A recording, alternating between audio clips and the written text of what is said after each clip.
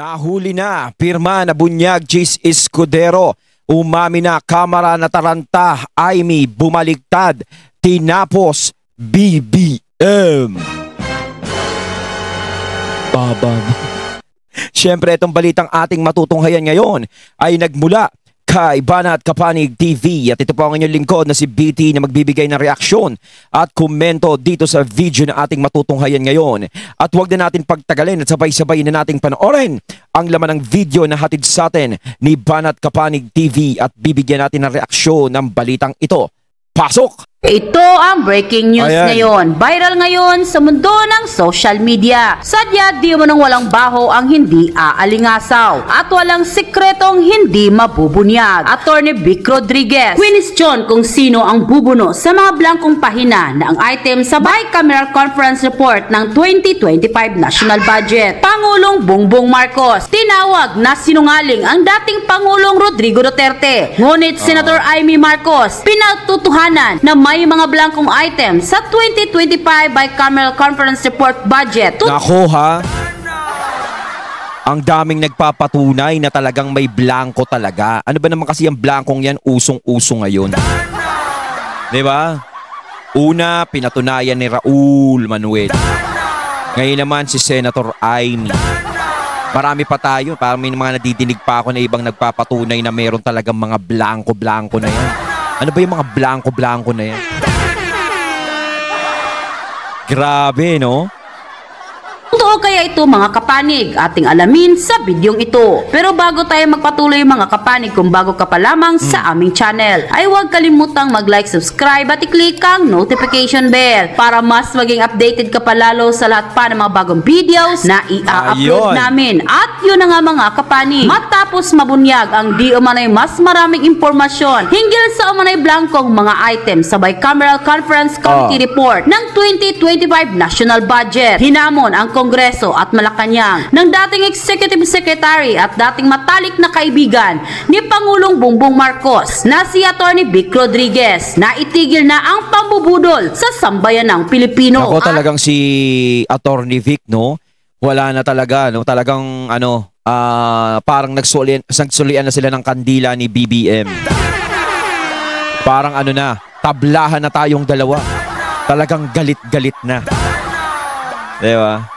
Question din ito kung sino ang bubuno sa mga blankong pahina sa mga budget dahil sa di umano'y isang criminal act at dapat may managot. Ang pahayag ni Attorney Rodriguez ay dagdag sa mga anumang aligasyon nila ng dating Pangulong Rodrigo Duterte at Congressman Isidro Ungab nang una nang naglantad sa naturang issue. Dagdag pa ni Attorney Vic Rodriguez, hindi lamang di umano ang Kongreso, maging ang Senado na tila hindi raw makakalusot pa, pati na di umano ang Pangulo dahil sa mga ebidensyang isiniwalat ni Attorney Vic Rodriguez. Kasi may mga may mga nagpapatunay kaya hindi mo rin masabi na si PRRD is nagsisinungaling, 'di ba? Kasi may mga nagpapatunay na talagang may mga blanko-blanko talaga. 'Di ba? Kung sana ba nagsasalita lang si PRRD tapos walang magpapatunay. Tapos ito pa lumalabas pa si Aimee, pinatunayan talagang meron talagang blanko. Diba? May mga blanko-blankong pirma na yan. Kasi kayo Diba? So, syempre, parang mahirap paniwalaan na sasabihin na, si PRRD nagsisinungaling lang. At saka ano ba ang ni PRRD? Bakit siya magsisinungaling? Bakit siya maglalabas ng mga ganun para siraan yung gobyerno? Syempre, kung sakasakaling hindi naman kayang patunayan ni PRRD yun, siya din naman ang masisira. Diba? Hindi naman siguro tanga si PRRD at alam niya yun dahil abogado siya. Alam natin na mga abogado is talagang malalawak ang utak niyan. Iba mag-isip yan. Diba? Iniisip muna nila yung ginagawa nila, hindi basta-basta sugod lang na sugod yan. Diba? At maaring makasuhan ang mga taong nasa likod ng di umanay harap-harapang pandarambong sa kaban ng bayan. Dahil kitang-kita naman raw na dinoktor ng ilang politiko ang bilyong pesong pondo. Marami naman sa mga kababayan natin na nakapanood. Grabe, sarap maging politiko, no? Talagang ganyan na lang kasarap ang buhay, no? Palakad-lakad, nasa malamig kang place, sa malamig kang kotse, may mga bodyguard, 'di ba? Tapos kita pera, 'di ba? Hindi mo na kailangan magbanat ng buto, no? recent interview ni Pangulong Bongbong Marcos Jr. na nagsabi nitong sinungaling ang dating Pangulo nang sinabing iligal ang pagpirma nito sa GAA. Ngunit tila mas malinaw di umano ang usapin nang lumitaw ang pahayag noong nakaraang buwan ng mismong kapatid ng Pangulo na si Senator Amy Marcos ang nagsabing paano ako pipirma sa blangko't kulang-kulang na papel. Ay nako, paano ako pipirma sa blanco at kulang-kulang na papel? So ang ibig sabihin, talagang galing na talaga kay Amy Marcos to, no? Senator Amy, no? Na talagang merong ganun. Aray. Oh. Kadugo na yan. Eh, wala tayong magagawa eh. Di ba? Mismong si Senator Amy na nagsasalita. Oh, alam naman natin, si Senator Amy eh, oh, di ba, magkapatid sila. Oh. Pero syempre, parang dito, parang, oh, ano ba to, nagkalaglagan na ba? Eh siguro, si Senator Amy, inaano niya lang siguro kung ano talaga yung tama, sinasabi niya is, as in, tama naman yung ginagawa niyang ganun. Na kung ano talaga yung totoo, is dapat niya ilabas. Kasi unang-una, syempre, hindi niya naman agad mapiplease ngayon yung mga tao eh. Alam niyo, ibig ko sabihin na hindi niya mapiplease. Kasi syempre, dahil sa nangyari sa mga Duterte, parang kasama na din siya dun sa sisi. 'Di ba? Sa ginawa na pinabayaan si VP Sara na mag-isa. Na parang pagkatapos na kunin, kumbaga nananahimik, bulabugin, sinama sa unit team, tapos ganito, ganyan, lumakas, nanalo. Pagka yung nagkaroon na ng posisyon, is si VP Sara parang itinapon na lang sa isang tabi. 'Di ba? Parang binaliwala. Siyempre, kasama si Senator Amy doon sa mga humikayat kay VP Sara na maging Vice President ni BBM. Kaya, kumbaga, damay na din siya doon sa magiging ano ng mga tao, 'di ba? Kaya parang kahit na anong sabihin ni Senator Amy ngayon, syempre parang hindi na pi-please yung mga tao na parang, oh, ano ba to, parang nagpapalapad lang ba ng papel, parang naggaganito, naggaganyan, naglilinis-linisan ba para makakuha ng boto sa amin, parang ganun. 'Di ba? Hindi mawawala yung mga komento na ganun eh. Yeah? Pero kung ganyan ang ginagawa niya is pinapatunayan niya at talagang yung tama lang ang sinasabi niya, is maganda yan. 'Di ba? Kahit na alam mo na maraming nagiging kritiko sa iyo at wala silang tiwala sa iyo, mas maganda yung ginagawa mo na kung totoo yan, totoo yung sinasabi mo. As in, pinapatunayan mo talaga. No? Kasi kung ganyan ang sinasabi mo, is ibig sabihin may malasakit ka sa mga tao. 'Di ba? May malasakit ka sa taong bayan. Tatandaang hindi pumirma sa anumang dokumento mula sa BICAM si Senator Amy Marcos dahil sa kawalan ng malinaw na detalye at numero. Samantala, tikom naman ang bibig ng mga senador sa issue ng blankong items sa bicameral report kaugnay ng 2025 national budget. Wala pa ni isa sa kanilang nagbibigay ng mga reaksyon sa issue, lalong-lalo na si Senator Grace Poe at Representative Saldico. Na Si Senator Grace Poe parang ano, no? Parang wala lang. Hindi katulad dati, no? Parang isipin natin, akala natin ang adhikain ni Grace Poe is parang adhikain ni FPJ, no? Iba talaga si ano si The King, 'di ba? Iba ang ugali niya talaga. So hindi nila namana. 'Di ba? Manay sila ang mas nakakaalam sa mga blankong item na ipinapakita ni Representative Ungab. Kaya naman, idudulog na ni Congressman Ungab at iba pang grupo sa Korte Suprema para ipawalang bisa ang 2025 national budget dahil sa mga blanko ng BICAM report nila. Nang lumabas nga ang balitang ito ay umani agad ng samot-sa. Buti pa nga kayo nagkakaroon ng mga budget eh. Yung Office of the Vice President, ayaw nyo nang dagdagan yung budget eh. Parang kung ano lang yung ibigay nyo kay VP Sara, yun na lang, pagkasyahin mo na lang yan. 'Di ba? Parang ginawa nyong bata si VP Sara. Mantakin mo, Vice President. Kung sino pa yung Vice President, siya pa yung pinakamababa ang budget.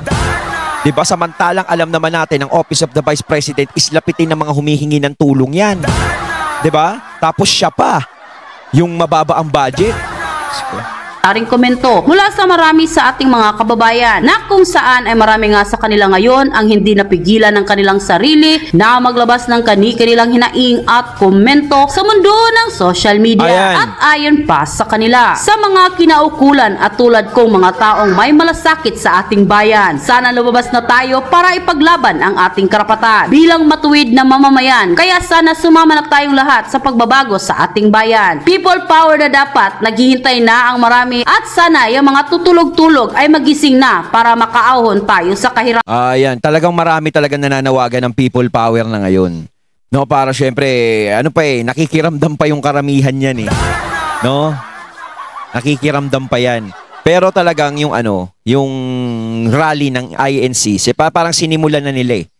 Parang hindi naman hindi naman people power yung ginawa ng INC. Kumbaga para sa pagbabago lang yun eh. Parang matahimik na rally lang yun. Para ayusin yung gobyerno, yung takbo, di ba? Na wag naman puro Duterte dahil napakaraming problema ng bansa natin. Bakit sila ang paulit-ulit na itinatapik? Sila ang paulit-ulit na iniimbestigahan? Samantalang napakaraming pwede kang imbestigahan. At maraming problema sa bansa natin na dapat resolbahin. Di ba? Dapat sa Supreme Court na nang magkaalaman kung sino ang dapat makulong para naman mabawas-bawasan itong mga garapal sa pera. Ayun. Dapat walang maraming salita. Mag-file na ng Supreme Court yung mga senators at congressman para makulong kung may proven guilty. Huwag nang iboto ngayong eleksyon 2025. May God bless Philippines. Ay nako, yung wag nang iboto. Alam nyo ba na may lumabas na namang survey? May nakita ako sa Facebook. No? Ang nakapasok na senador lang sa linya ng mga Duterte doon sa survey na yon is si Bongo at si Bato de la Rosa. No, si Senator Bongo, si Senator Bato. Pero hindi mo makikita yung pangalan ni Marcoleta doon. No? Ni future Senator Marcoleta. Ang number 1 doon is si Raffy Tulfo. Si Manny Pacquiao nandun. Si Amy wala doon. Pero karamihan lahat sakahan ng administrasyon ng nakapasok. Ibang-iba, no? Kung iisipin mo sa sarili mo, parang nakakatakot naman. Ito na ba yun? Ito na ba yung magiging resulta? Ganito na ba yung mga tao? Talagang yun ang iboboto? Pag talagang nangyari yun, is parang bangungot yun. Diba? Kumbaga, sige, bahala sila. Kung ayaw nilang magkaroon ng pagbabago yung bansa at gusto nilang maghikahos yung bansa, is iboto nila yung alam nila na magiging susi para maging hikahos yung bansa. Pero kung gusto mo, kung sawa ka na sa paghihikahos o paghihirap na gusto mo naman makaramdam ng kahit papanong ginhawa, hindi ka na bata. Lahat ng botante hindi bata yan. 18 pataas na yan. Diba? Kumbaga may isip na yan. Alam na nila kung ano ang tama't mali. At alam nila sa sarili nila kung sino yung politiko na gumagawa ng tama at gumagawa din ng mali. Kaya alam nila kung sino ang iboboto nila. 'Di ba? Kumbaga wag na tayong tumingin sa pangalan. Hindi porket artista iboboto mo. Hindi porket sikat iboboto mo. Ang iboto mo yung talagang alam mo na may malasakit. No? Kailangan magmatsyag ka muna bago ka bumoto. 'Di ba?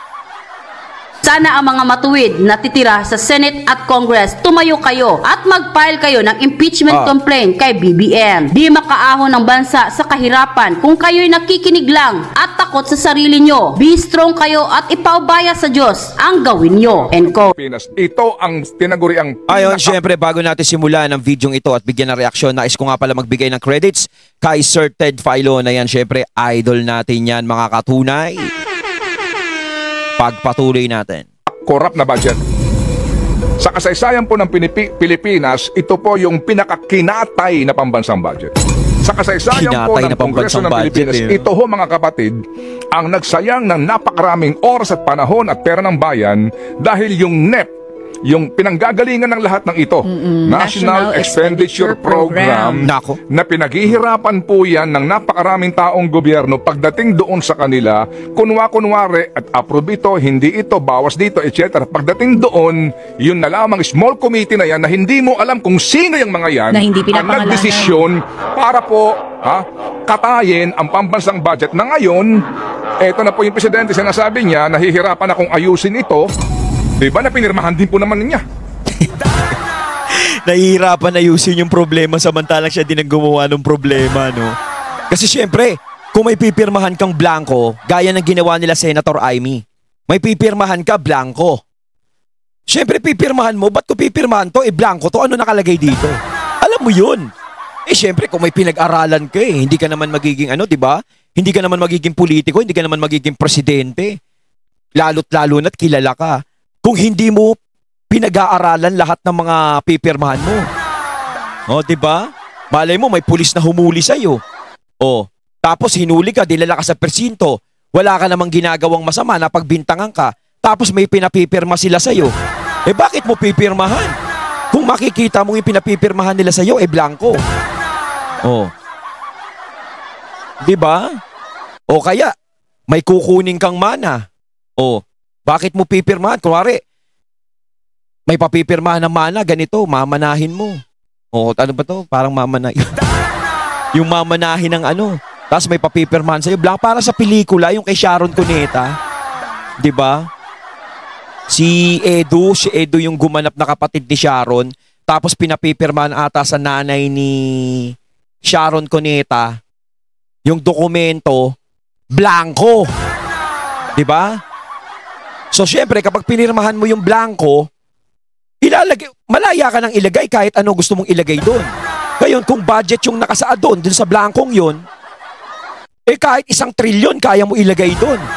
Pinasa na to, pirmado to di ba? Hindi po ba? Bakit mo pinirmahan? Magpaka-totoo tayo dito. Dapat pala na-review maigi to ng Pangulo. Di ba? Kasi ang pangamba niya, in fairness, na magkaroon ng reenacted budget. Titigil ba ang takbo ng gobyerno sa reenacted budget? Hindi. Nagkaroon na ba ng karanasan ang gobyerno ng reenacted budget? Opo.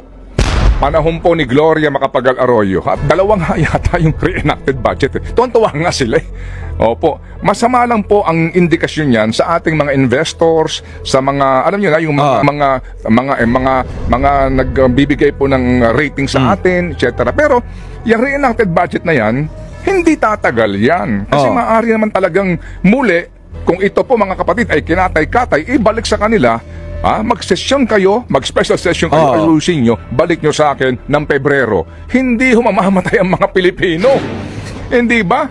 Pero hindi Tinanggap, may nag-veto kunwari ng 26 billion sa DPWH, pinayagan pa rin po na walang subsidiya po yung PhilHealth, kinatay-katay po yung DOTR budget, tinanggalan sila ng appropriations para po sa mga right-of-way issues na napaka-importante, etc. Tinanggalan po ang DepEd, binawasan po ang DA, binawasan po DICT, nilagay doon sa mga pork barrel nila.